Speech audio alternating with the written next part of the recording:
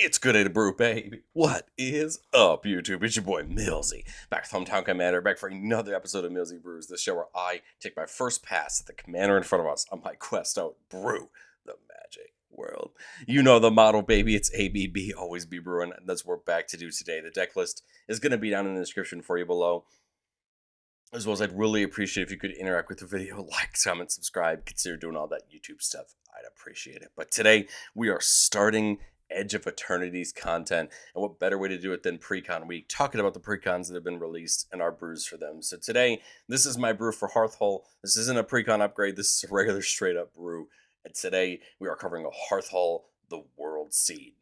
Remember that with Edge of Eternity's release, legendary spacecraft that have a power and toughness in the bottom right hand corner, and vehicles that are legendary are now legal commanders. And so Wizards celebrated by having each of the face commanders of the precons be a spacecraft, and today's is Hearthhull.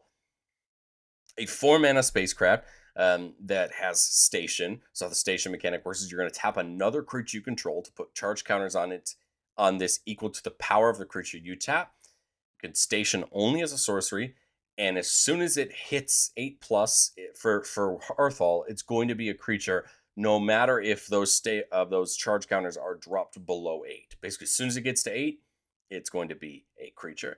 Now, there's one interesting thing to note about station that I think I need to say right off the rip, which is that because it's the station ability that's tapping another creature we control, we actually can tap creatures that don't have haste or anything like that, because it's not their ability that's tapping them, it's Hearthhull's. So that's pretty cool. It allows you to play creatures and use them to station up right away. Tokens can do it, that kind of thing. But Hearthhull has 2 abilities.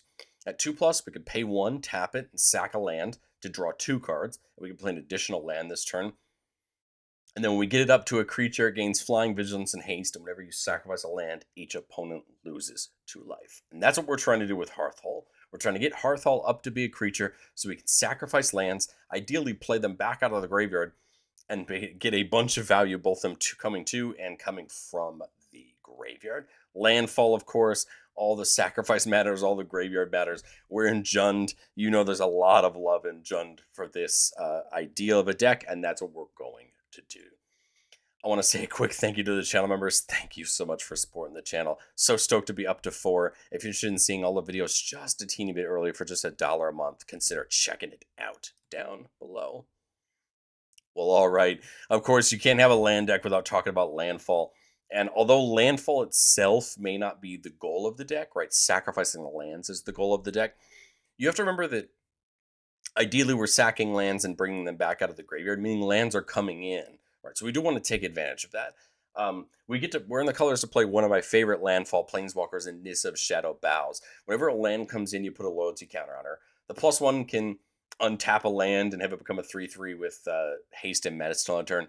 Whether you use that offensively or just untap a land to get more mana, it's a great ability. But her -5 lets you put a creature card with mana value less than or equal to the number of lands you control from your hand or graveyard onto the battlefield with 2 counters on it. This is a particularly great ability for a deck like this, where we're okay with milling lands into our own graveyard to get them back. And I think Nissa's great here because she allows us to get them out of the graveyard to help us out. AOZ and Omnath are very popular landfall creatures of old. Avenger of Zendikar comes in and makes a plant for each land you control. And whenever a land comes in, you grow all your plants. Good way to get a nice army started. Omnath makes a 5/5 elemental. Whenever a land comes in and whenever it or another elemental dies, it pings out 3 damage. Those are 5/5 elementals. They are great bodies. And when we start talking about getting 2 or 3 lands in a turn, right, those are really great bodies for us to deal with. Rampaging Bailiff makes a 4/4 beast whenever a land comes in. Scoot Swarm, another very popular landfall outlet, makes a 1/1 insect token whenever land comes in. But if you have 6 or more lands, you actually get a copy of Scoot Swarm instead, just doubling and getting exponentially larger the more of them that you have. I think one of the big reasons to play Jund for this style of deck is some of this new damage they're putting into landfall. We'll talk about Retreat to Hagra in a second, which is, I think, one of the most popular landfall ways to help kind of close out games. But we did get some new ones, one of them being Sabatender from Final Fantasy. Whenever a land comes in, damage to your opponent. This is something that can really stack up quickly if we're putting 2 or 3 lands in a turn. That's not a small amount of damage to scoff at. And Hopefully we can double up on these abilities, right, to really take advantage of it. We also got the new Tanuke, Memorial Ensign. Damage each opponent, and the second time we actually get to draw a card, which is really nice. Otherwise, we're going to get a damage every time. Springheart Nantuko is a little odd, but it's a creature I think is really interesting. So you can bestow it onto a creature, meaning it enhances a creature like an aura, and it has landfall. Whenever another land comes in under our control, we can pay 1 to green. If we do, you create a token that's a copy of the creature it's attached to. But if we don't create a token, we just get a 1/1 insect. I think this is a really interesting ability. You pick a non-legendary creature you really want another copy of, get it attached, and just start making copies. One of those creatures that's a great example is Tyler's Provision over there on the right. Whenever a land comes in, make a food or make a treasure. Of course, treasures are always valuable, tapping for mana or tapping sacking for mana, right? So basically, if you have an Nantuko attached provisioner, every time a land comes in, you can get another provisioner. Now, the new provisioner wouldn't see the original landfall trigger, but still, you're getting more and more value every time a land comes in. There's the Hagra we talked about. Each opponent loses a life and you gain a life. It's a very great ability, and it's one of the ones that we really cherish. So I think more copies of this ability, right? Damage versus life loss, is very important. We want cards like Exploration, allowing us to play multiple lands during our turn. The ability to sacrifice a land out of the graveyard, bring it back out of the graveyard by playing it, which we have cards that can do both, just allowing us to get more and more land drops per turn. Another way to get land drops is Awaken the Woods. This is an X spell that makes X/1/1 Forest Dryad land creature tokens. So these are lands and creatures, meaning you get all the landfall triggers of them coming in. They're lands, which you can sacrifice to your abilities if you need to, and they're creatures, meaning they can attack and block. So just a very interesting card and can hit multiple things.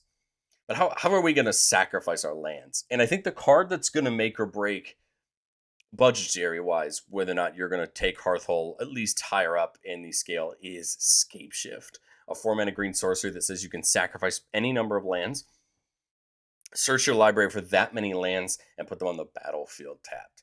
Scapeshift is traditionally paired with a couple cards, a card we're going to talk about later that can then get more lands back out of your graveyard.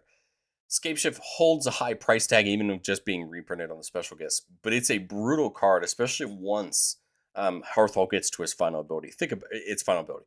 Think about it. If you have 10 lands and you're scape shifting, right, you're doling out 20 damage, which is a huge deal.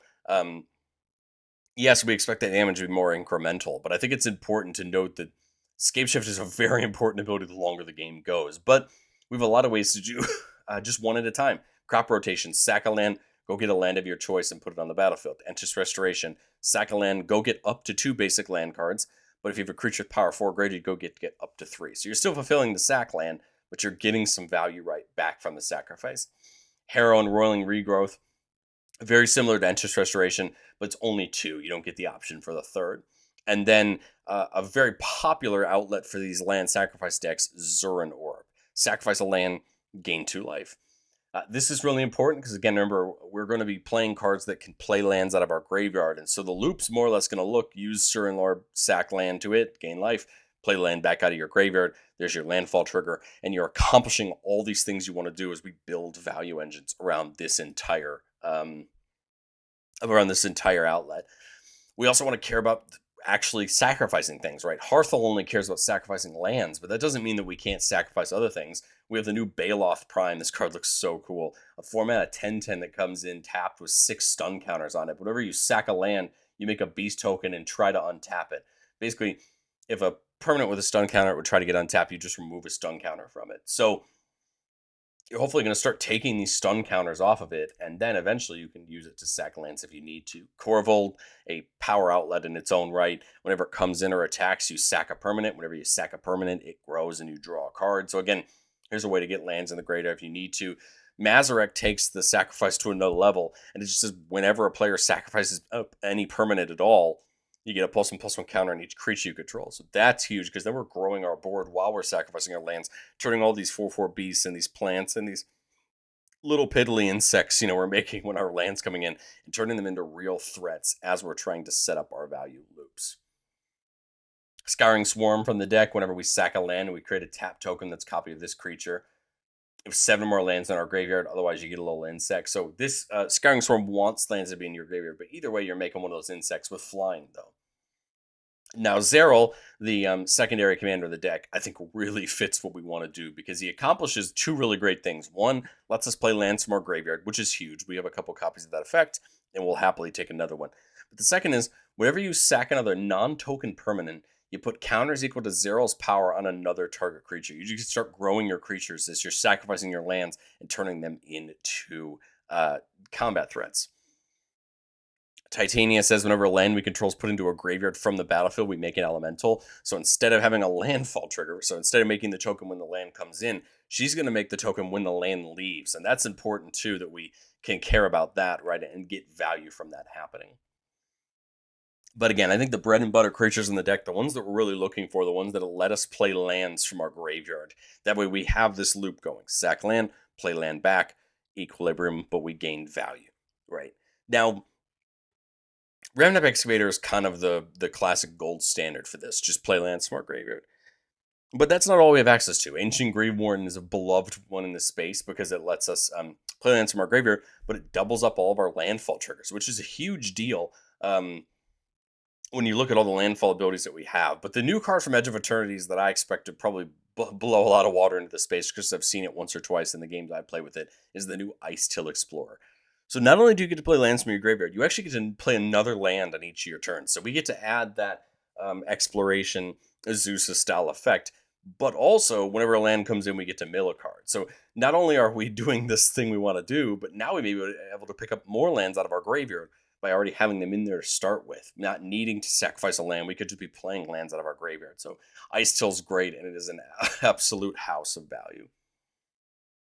6, whenever it attacks, we mill 3 and bring a land back. But during our turn, non-land permanents in our graveyard have retrace. So we can cast permanents from our graveyard just by pitching a land in addition to paying their other costs. So this works great, right? When we can play lands back out of our graveyard, pitching them to cast these things in our graveyard, and then bringing the lands back. Sola Windgrace, whenever it enters or attacks, we can put a land card from a graveyard onto the battlefield tapped under our control.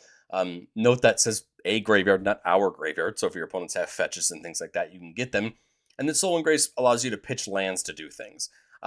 I don't look at Soul as being as important for the pitching. I look as being important as bringing the lands back extra times, right? We get an extra one when it attacks that isn't outside of our normal land drop, which can be a huge deal.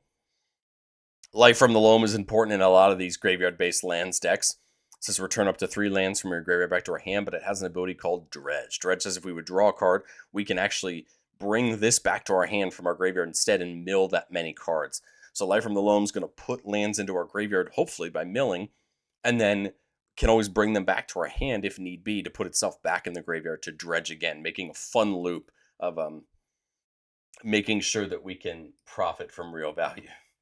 The card that most people play with Scapeshift is Splendid Reclamation. Return all lands from your graveyard to the battlefield tap. So if you take one of those big turns where you sack a couple lands, Reclamation brings them all back at once.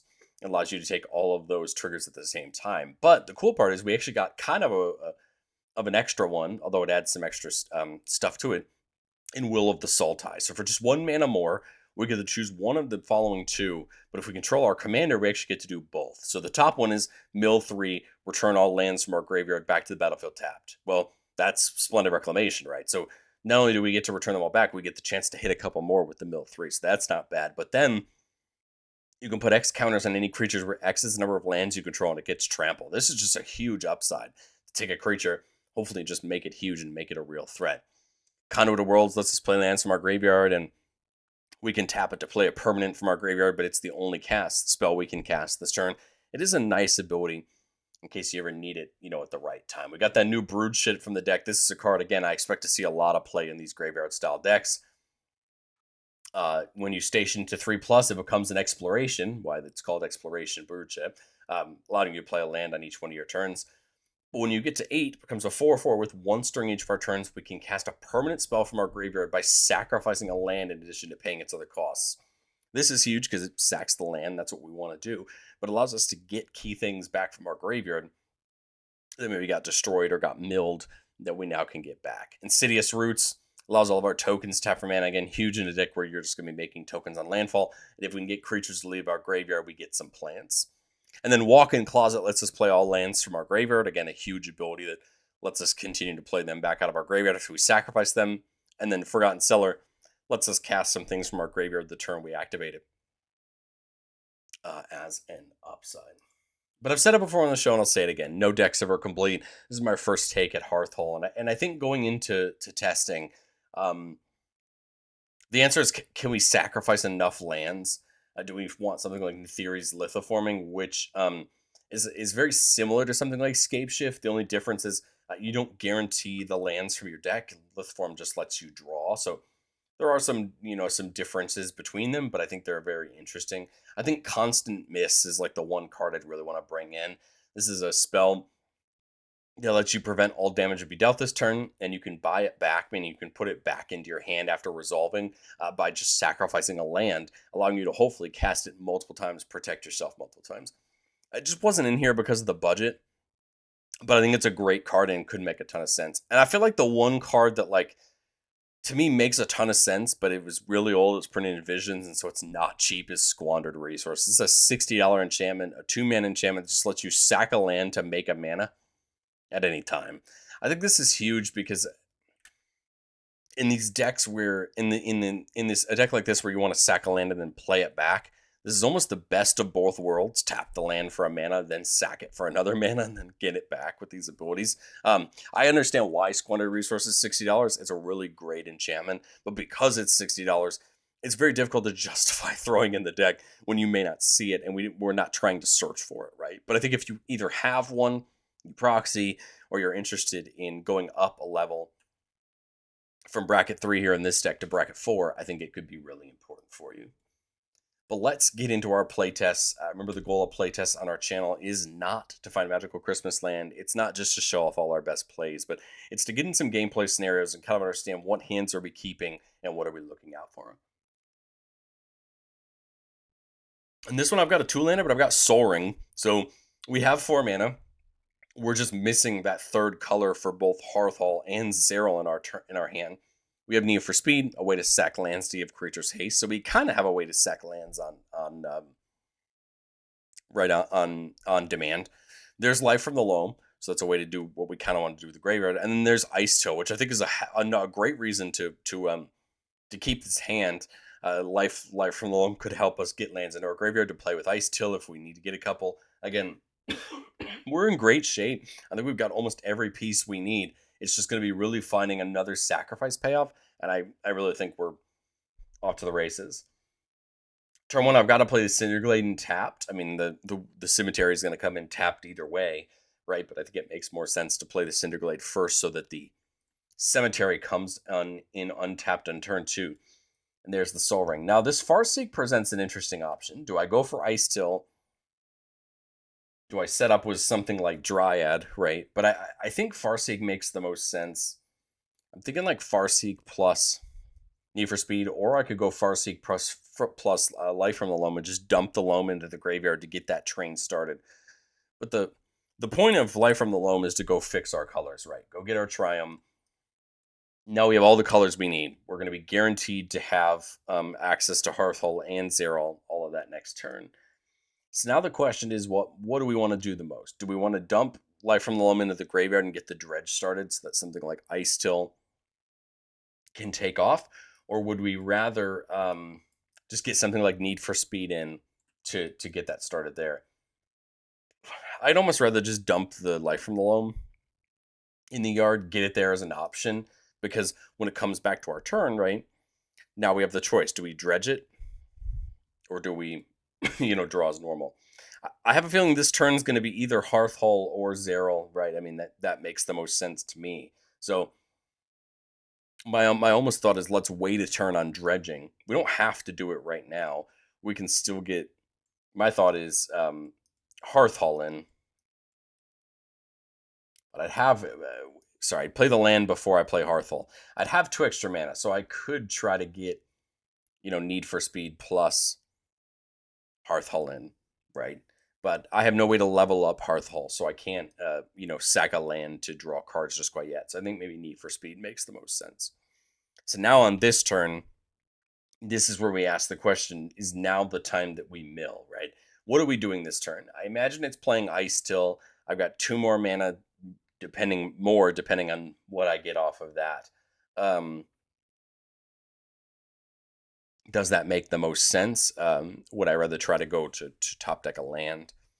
I think I'm going to dredge Life from the Loam and just see what happens. We see Scoot Swarm, Splendid, and Mountain. So not ideal. Splendid, of course, is a card we'd like to have in our hand, but we do have other ways in our deck to get things back. The nice thing about going Ice Till here is I can play this Mountain out of my graveyard. Right? That's the nice part of Ice Till's abilities. Now when that land comes in, I have to mill.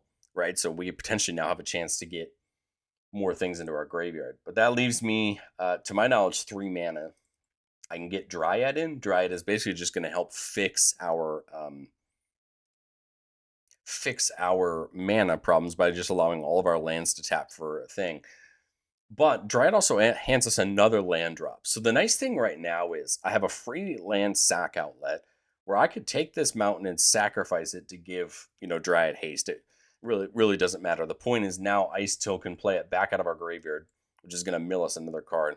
And now we get something like Verdant Catacombs, which is nice because it's a land that can sacrifice itself to go get another land, still putting that land into our graveyard. Right, so we do have to mill again. But I would sack the Catacombs here, go get one of our dual lands. I apologize. I don't recall exactly which dual types lands I have in the library. So let's go take a quick look. I think Festering Thicket's fine. Not that it matters, right, because of the Dryad. But this will mill me again, right, because of Ice Till.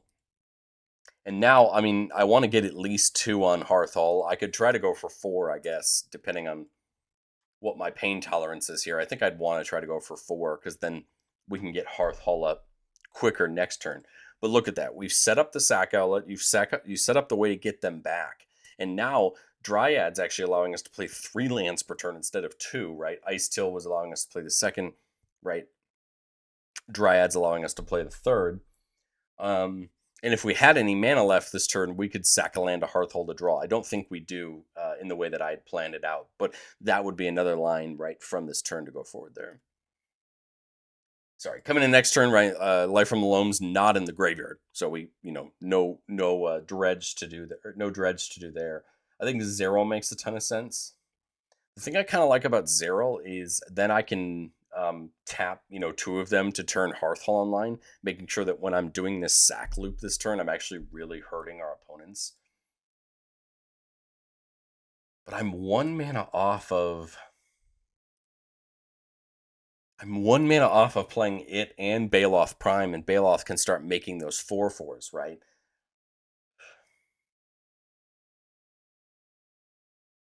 So let's say I play 0, double tap to get to the 8. At least start the loop, right? Play the Catacombs from my graveyard. Ice Till goes off, milling me 1. Crack the Catacombs. This is going to see Hearthhull go off because I did sacrifice a land, right? Which means Zeral's going to go off. I guess we'll just start growing our creatures, right? And then I think I'm just going to go get a basic land here because I want to be able to play Baloth Prime, right? It comes in tapped with those 6, right? It comes in tapped with those 6 counters on it. So now I'm out of mana. But again, I don't need mana because remember, I have the need for speed to sack lands. So I think that's what I would do. Sacrifice the land. 2 more damage to everybody. 0 goes off again. I think I would probably just start spreading the love. And then I think I like the idea of the hatchery because the hatchery, every time you tap it, it gets a counter on it. And then when you sack it, you get a bunch of tokens for the number of counters on it. That's going to mill me a card with Ice Till. That's that sacrifice would have caused Baloth to go off, lose a counter, make a 4/4 beast. Now you could start to see this engine starting to ramp up. And then we got Fable Passage now, a land that we don't have to lose a life to sacrifice, which is at least important. That's my 3rd land drop out of the graveyard. So we mill another card. I would just go ahead and sacrifice this to itself. This loses a counter, makes us there. 0 can go. Put counters another thing. I guess I'll put them on Ice Till. go get something like a forest out of our deck. Ice Still is going to mill us another card. And now, right, Hearthhull is completely online. It's doing what it's supposed to be doing. It can attack this turn. Nice 6-7 in the air. Zero's spreading out these counters. I think this is exactly what the deck wants to do. I'm not going to drone too much on here because I think we set up the structure. I think you kind of understand what my goal here now is. And we're just going to keep doing that, dealing damage right now. Now it's 6 a turn, right? But if you think about it, Need for Speed, I could sack all these at instant speed if I wanted to. So now you prevent the damage of your opponents saying, hey, I can sack 5 lands, deal 10 to everybody just off of Hearthhull if I needed to. So what I kind of like is you kind of you're preventing this threat to your opponents to deal with things specifically, and if they do, right, just you could just sack a bunch of things in response. And the nice part is we also have these beasts that we're kind of accumulating there. Well, let's go into playtest number 2 here. Keeping a 3-lander with Nature's Lore, good way to ramp there. There's the Brood Ship. We see Corvold, and we see Zero. So we got to see Zero again. Again, I like this. We've got a turn 2 play to get the Nature's Lore going. The Courtyard's a land that automatically sacrifices and goes and gets another land. I kind of would want to wait until after at least Zero's down, but maybe we don't have that option. We need to use it early. So here, get the Fen in because it's got to come in tapped. Do I really want a Nature's Lore? But I guess I could hit the Sabatender in and start getting damage in. We could get the Brood Ship in, but it really isn't going to do anything. My thought is the Sabatender, and okay, my hope was we'd hit another land. I didn't want to do the Courtyard just yet, but I think we have to here. So crack the Courtyard. It's going to come in, sacrifice itself, but you're going to have a damage from the Sabatender, right, out there. And then it's going to go get a land of our choice and bring it in tapped. Another damage from the Sabatender. And then my thought is just Nature's Lore, just to get us enough mana to start having some fun. That's a 3rd damage from Sabatender this turn. So again, at least we're starting to dole out some damage. I don't think I want Sabatender to attack. But again, the point is we're dealing out the damage and we're getting the board state going. Now here, unfortunately, I don't have enough mana for Corvold or Zero, but I do have enough mana for Hearthhull. My other thought was something like Harrow and getting the triggers, but I kind of rather get Hearthhull down. We can at least turn him online to the first start, right, by tapping Sabatender.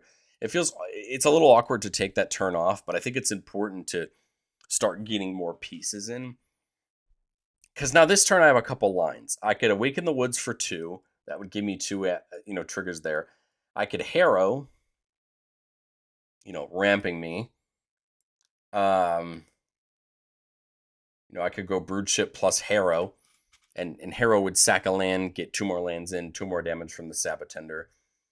It's odd, right, to some degree, but at least it starts to set up more mana for next turn, right? Something like Corvold or Mazarek or Zerol are going to be easier to get down with that much mana.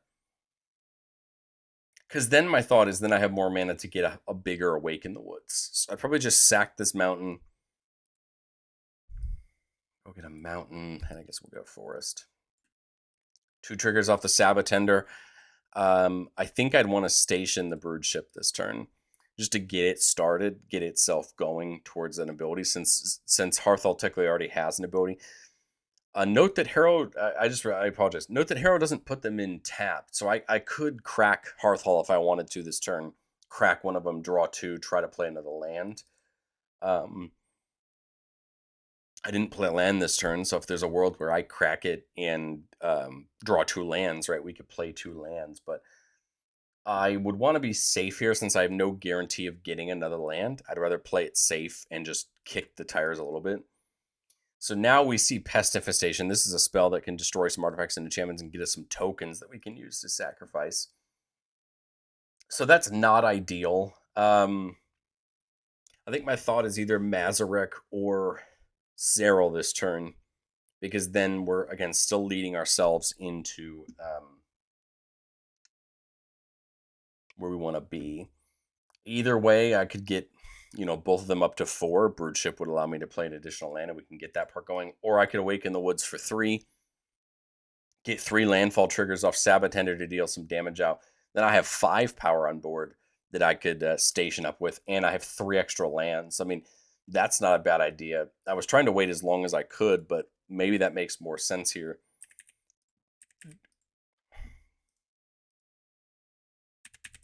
Doling out 3 damage. Sure, when my shortcut's not working. That's right, 3 damage there. And then, Sabotender does that there. My thought is maybe it's 2 there and 1 there. Right, just trying to get our stations up online, right? Trying to get them closer to being valuable for us. Now these are lands on a future turn. So now on this turn, right, we're untapping with 8 mana, right? Whole different world as far as mana goes. Horizon Explorer is interesting, allowing our lands to come in untapped. Corvold could be fun here, could get some card draw. So my thought here on Corvold is when it comes in, you have to sacrifice a permanent. I think the Dryad makes the most sense, but we can tap it for a green before we do it. Corvold's going to trigger, getting a counter and drawing a card. Of course, we didn't have Hearthhull up there yet. I guess we could have, technically. We could have done these two and had Hearthhull there, but I don't think that was as feasible as we thought it was going to be. Might as well get the Explorer in. Tap the 2 there for Explorer. Now I could tap Corvold just to turn Hearthhull online. And then my thought is tap those 2 to turn the Birdship online.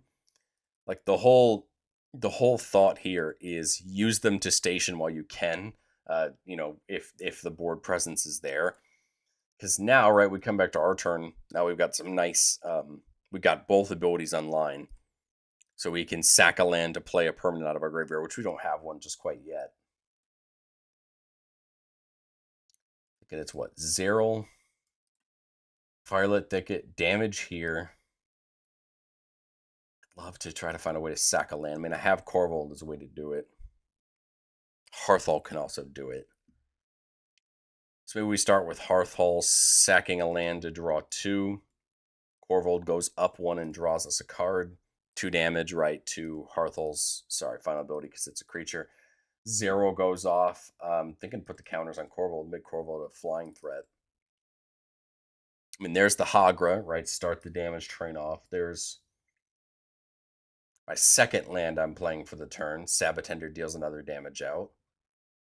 Hearthhull's tapped. I tapped it for its ability, so I can't do that, right, for that option. But I think, Corvold just goes to attack. I have to sacrifice a permanent to do it.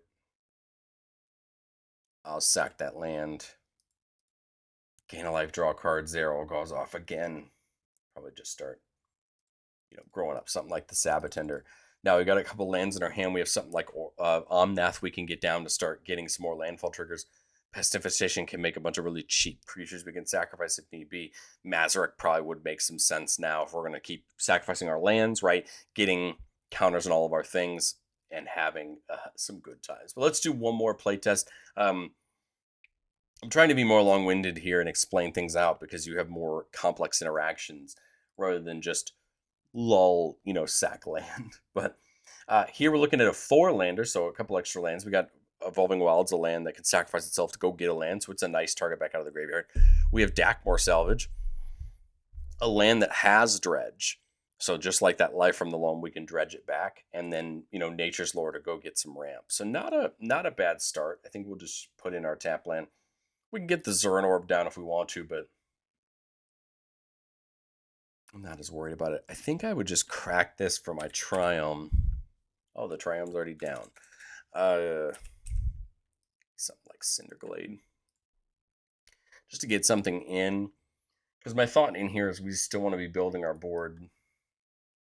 Scoot Swarm, play the Thicket, get the Insect. My thought is maybe next turn we put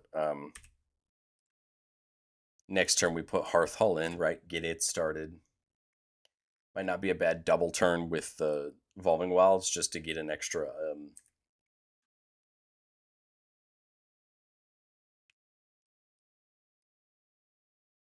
copy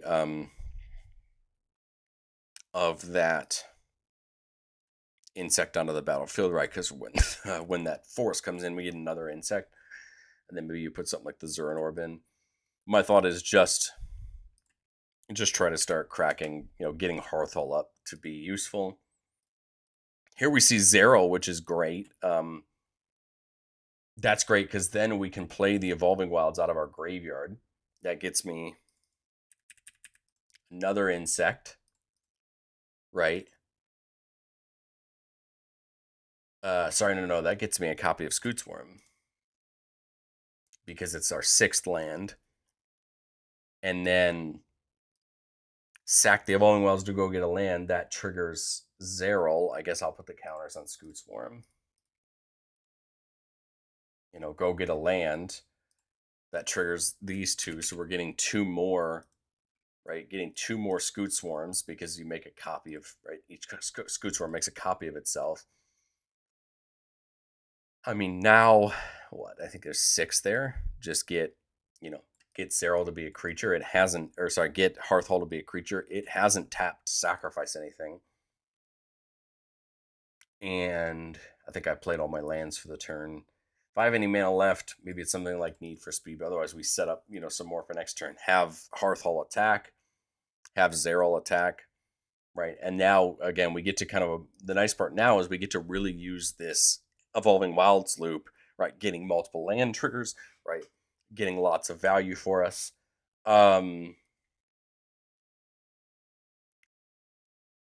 Provisioner Sabbatender, right? Play the Evolving out of the graveyard. 4 more Scootsworms, a treasure, damage each opponent. Sack it, 2 damage each opponent, hand out the counters. Land comes in, 8 more Scootsworms, another treasure, right? So now we're seeing all these Scootsworms that are now becoming a problem, right, for our opponents. Grow our creatures some more on that land being sacrificed. And I think we're in a good spot here. I mean, now we use Hearthhull to sack the land to draw a couple. Getting a Zero trigger again. We see something like Lotus Field, which can come in and sack a couple lands, which will deal some more damage off the Hearthhull. Not as sexy, I think, as the first or second playtest, but I think it goes to show you that you want to see these middle of the road playtests so you can kind of understand where your line's going to be. I think it also really teaches you, what effects am I seeing enough of? What am I not seeing enough of? So that we can better prepare and make our game plan better. But let me know, what do you think of Hearthhull down in the comment section below? I'm really intrigued to try Hearthhull for myself. I've been loving Taval. It's been a deck that I really enjoyed. But truthfully, my Taval deck isn't a landfall deck. It's a graveyard deck. And I'm kind of excited about Hearthhull to try a land deck that also cares about the graveyard and kind of plays that sacrifice route. We're, in a week or so, going to cover the Necrobloom, and I'll probably be trying the Necrobloom again just to have some fun and try that strategy out. So let me know what you think of Hearthhull, and I will catch you on the next one.